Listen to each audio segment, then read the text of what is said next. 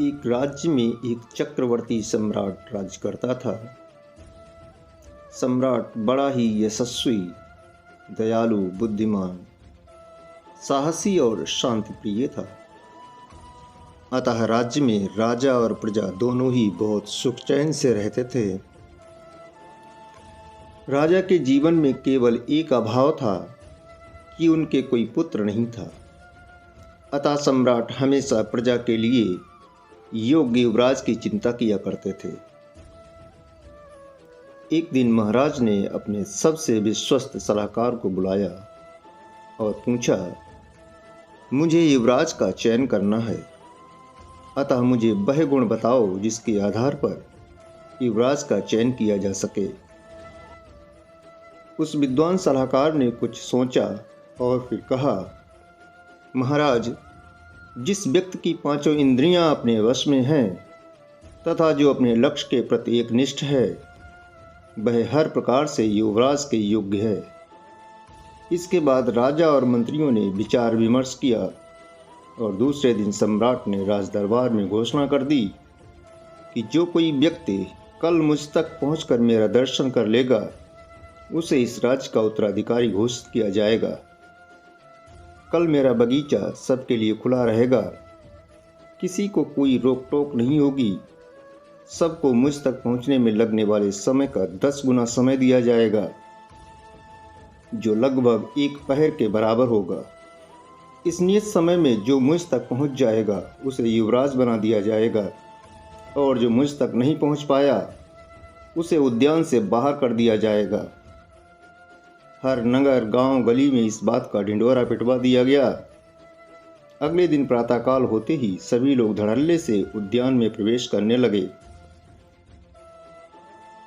उद्यान के बाहर ही एक द्वारपाल बिठाया गया था, जो प्रत्येक व्यक्ति को एक नियत नंबर का पदक देता था, जिससे उसके प्रवेश समय की पहचान हो सके। सबको ये पदक अपने अपने गले में पहनने थे, ताकि राजा के व्यवस्थापक उन पर नजर रख सकें। सब के सब अपने अपने पदक पहनकर उद्यान में प्रवेश करने लगे। उद्यान में पहुंचते ही सबको सैकड़ों प्रकार की लुभावनी चीजें दिखीं। प्रथम प्रवेश पर ही तरह तरह के फूलों से लदे वृक्ष थे, जिनसे मनमोहक खुशबू आ रही थी।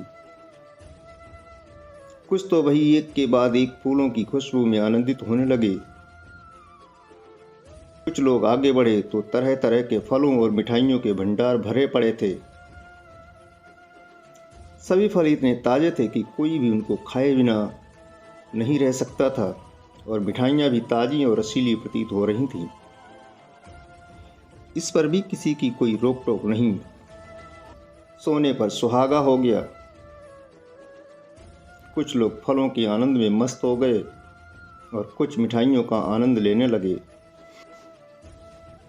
जो लोग आगे बढ़े उन्होंने देखा कि सामने कुछ अजीब व गरीब चीजें पड़ी हैं, जिन्हें उन्होंने आज से पहले कभी नहीं देखा।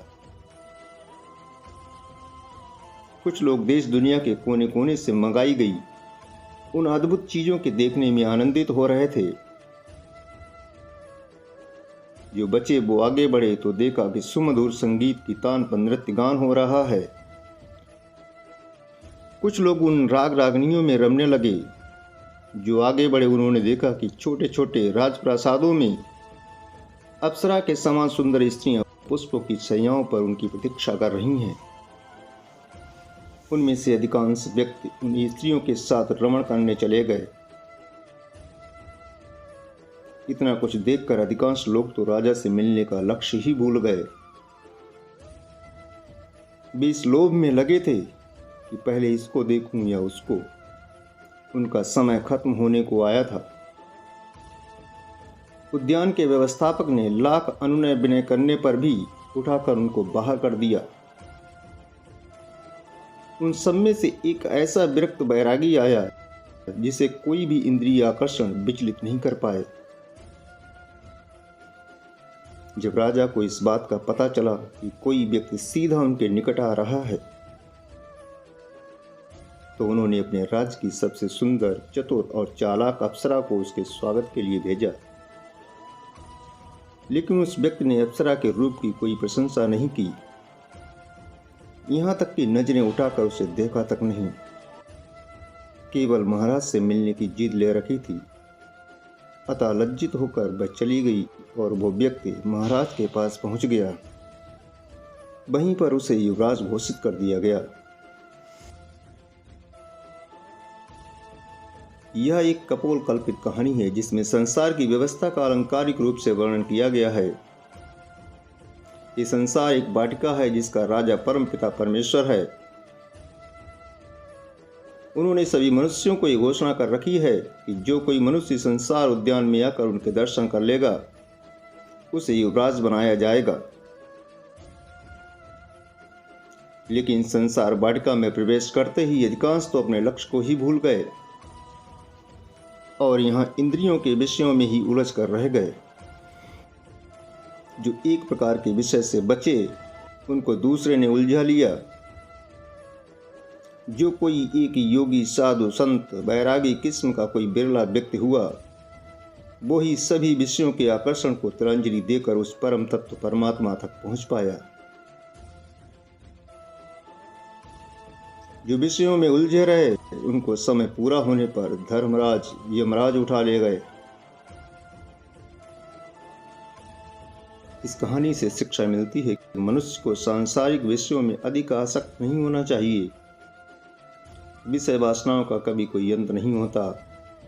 ईश्वर ही जीवन का चरम उद्देश्य होना चाहिए।